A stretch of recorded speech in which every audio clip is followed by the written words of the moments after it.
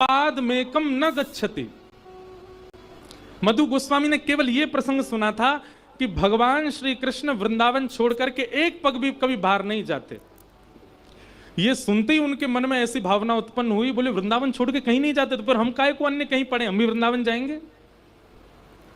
और वृंदावन को बजते बजते बजते बजते श्री मधु पंडित वृंदावन आ गए। वृंदावन में आकर के इतने व्याकुल हो गए, जड़ वस्तु चैतन्य वस्तु सबसे पूछते हैं श्याम सुंदर कहाँ हैं, मदन मोहन कहाँ हैं, गोपीनाथ कहाँ हैं, मेरे राधा मोहन कहाँ हैं। वृक्षों को हृदय से लगा लगा करके, उनको कंठ से लगा लगा करके उनसे पूछते, आप ठाकुर जी को बहुत प्रिय हो, वो सदा कुंजों में ही निवास करते हैं, आप बताओ ना मेरे श्याम सुंदर कहाँ हैं। इतने विरह व्याकुल हो गए मधु पंडित। एक दिन वृंदावन में बाढ़ आई, बहुत ध्यान से सुनना, और यमुना जी में बाढ़ आई तो मधु पंडित एक टीले पर बैठे थे। टीला समझते, किनारे पर ही मिट्टी का ऊंचा सा टीला था, उस पर बैठे थे। अब जब बाढ़ आती है तो बाढ़ तो सब तो अपने अंदर समेट लेती है। जिस टीले पर वो बैठे थे वो धीरे धीरे खिसक रहा था यमुना जी में, लेकिन मधु पंडित तो एकाग्र चित्त नेत्र बंद करके और विरह भाव से रुदन करते जा रहे थे, नेत्रों से अश्रुपात करते जा रहे थे। नाथ, क्या मैं योग्य नहीं हूं? क्या मुझे इस जन्म में आप प्राप्त नहीं होगे? मधु पंडित जी के उस विरह भाव को ठाकुर जी देख तो रहे थे, लेकिन तभी ठाकुर जी की दृष्टि पड़ी कि अरे ये जिस टीला पे बैठे वो धीरे धीरे बह रहा है जमुना जी में। यदि मैं एकाध देर में प्रकट ना भयो तो मधु पंडित बह जाएगो, डूब जाएगो जमुना जी में। ये भावना देखते ही ठाकुर जी से रुका नहीं गया, और इतने में ही एक कुंज लता में साक्षात त्रिभंग लली श्याम सुंदर श्री गोपीनाथ प्रकट हो गए। बोले गोपीनाथ की, श्री राधा गोपीनाथ प्रकट हो गए। और ऐसे प्रकट नहीं हुए, सचल प्रकट हो गए। और प्रकट होकर के मधु पंडित को जाकर के उन्होंने, वो टीला बह रहा था, वहां से खींच करके उन्होंने बचाया ठाकुर जी ने। मधु पंडित ने जब नेत्र खोल करके देखे, पीतांबर धारी श्याम वर्ण सुंदर मुकुट धारण किया, कटाक्ष नेत्र सुंदर अधर पर मुस्कान, देख करके एक बार तो मूर्छित होकर गिर पड़े। जब होश में आए तो स्वयं को ठाकुर जी की गोद में पाया। ठाकुर जी बोले, कहा भयो मधु पंडित? बोले, आप प्रकट हो गए नाथ? बोले, हाँ, तेरे भाव से मैं प्रकट है गयो। मधु पंडित और उनकी बड़ी प्रिय वार्ता हुई। ठाकुर जी से उन्होंने कही, बोले नाथ अब सदा ऐसे ही रहो। ठाकुर जी बोले, ये घनघोर कलिकाल है, अगर मैं चलता फिरता बोलता रहूंगा तो संसार के लोग मोह छोड़ेंगे ना, जन कहा मांगेंगे मोसों। लेकिन तेरी भावना है, तेरी भावना के लिए मैं मूर्तिमंत है के रहूंगा, पर मूर्ति के भाव से सबन को दिखूंगा, तो को नहीं दिखूंगा। तेरे काजे तो मैं साक्षात चलतो फिरतो ही दिखूंगा। और इसी भावना से वृंदावन में ही भूमिगत रूप से विद्यमान श्री राधा गोपीनाथ भगवान मधु पंडित के भाव से,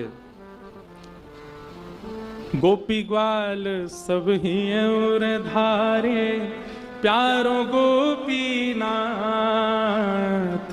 गोपी ग्वाल सब ही और धारे प्यारो गोपीनाथ। आज भी श्री गोपीनाथ जी विराजते हैं जयपुर में, और आप गोपीनाथ जी का दर्शन करने जाओगे तो एक घड़ी पहनते हैं गोपीनाथ जी, हाथ में घड़ी है। उस घड़ी की विशेषता यह है, उसमें सेल नहीं है अंदर।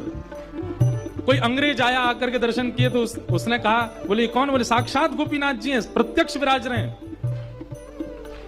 उसने कहा ये प्रत्यक्ष हैं? बोले हाँ। बोले मेरी जो घड़ी है ये विदाउट सेल पल्स से चलती है, अगर ये पहनकर इनको पहना के दिखाओ, अगर ये चल गई तो मैं मान जाऊंगा ये साक्षात विराज रहे हैं। उसकी महंगी सी घड़ी उतार करके गोपीनाथ जी को जैसे ही धारण कराई, धारण कराते ही सेकंड वाली जो चलती है वो अपने आप टिक टिक टिक चलने लगी। शरणागत हो गया गोपीनाथ जी के। बोले भैया ये पाषाण नहीं है, साक्षात गोपीनाथ है। बोले राधा गोपीनाथ की, हमारे वृंदावन के तीसरे ठाकुर। गोपी ग्वाल सब ही और धारे प्यारो गोपीनाथ, गोपी ग्वाल सब ही और धारे प्यारो गोपीनाथ। हाँ प्यारो प्यारो गोपीनाथ, प्यारो प्यारो गोपीनाथ, बड़ो प्यारो गोपीनाथ, बड़ो प्यारो गोपीनाथ। भाव से गाओ। मधु पंडित जिन कंठ लगा पंडित जिन श्री मधु पंडित जिन कंठ लगायो, मधु पंडित और है रही जय जयकार वृंदावन प्यारो वृंदावन, प्यारो वृंदावन, हे श्री वृंदावन मेरो वृंदावन, मेरो वृंदावन, मधु पंडित जिन कंठ लगायो, मधु पंडित जिन कंठ लगायो और है रही जय जयकार वृंदावन मेरो वृंदावन, मेरो वृंदावन, हे श्री वृंदावन प्यारो वृंदावन। बोलो राधा गोपीनाथ की। आज इस पद को यहीं से गाते हैं और जल्दी से पूरा गा के फिर भाव सुनेंगे जया किशोरी जी का।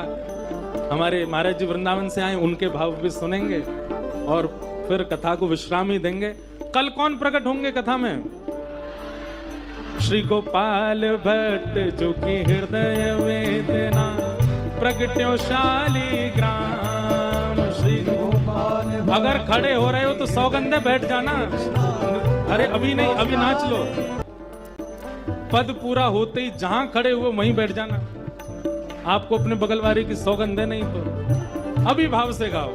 श्री गोपाल भट्ट जो कि हृदय वेदना प्रगट्यो शालिग्राम। श्री गोपाल भट्ट जो कि हृदय वेदना प्रगट्यो शालिग्राम। हे रूप सुधा को खान हमारो, रूप सुधा को खान हमारो, श्री वृंदावन में सबते न्यारो। वृंदावन में सबसे न्यारो, रूप सुधा को खान हमारो, रूप सुधा को खान हमारो, हे प्यारो राधा रमण दुलार वृंदावन प्यारो वृंदावन।